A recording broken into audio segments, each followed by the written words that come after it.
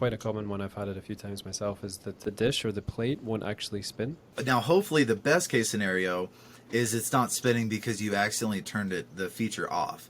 So a lot of microwaves do have an option to turn it on or off. But if you verified that it is turned on and it's not spinning, so I'll say that this is probably the second easiest to repair on a microwave. 99 out of 100 times, it's going to be what they call the turntable motor. Most microwaves, especially the over-the-range ones, where the filters are underneath and where the light is and everything, around the perimeter of the outside underneath the microwave, there's about 3 or 4 screws on the side, about 3 or 4 screws up top or in the front on the bottom.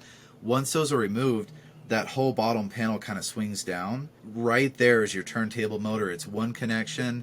It's only 1 or 2 screws and that thing comes out. We're talking $15 to $30 online. So that, make sure to unplug it. But that's definitely a real easy repair that even if someone isn't too familiar with fixing stuff and all that, we're talking maybe a 30-minute job. It's always good to be able to have the confidence that it is a cheaper repair.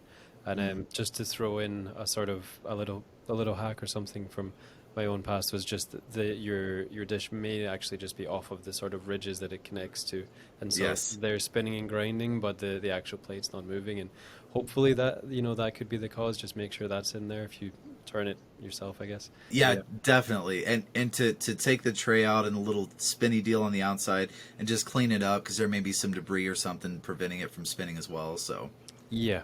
Fingers crossed that's it, and you don't have to take it apart. But if you do, exactly, yeah, yeah. the repair's not too bad.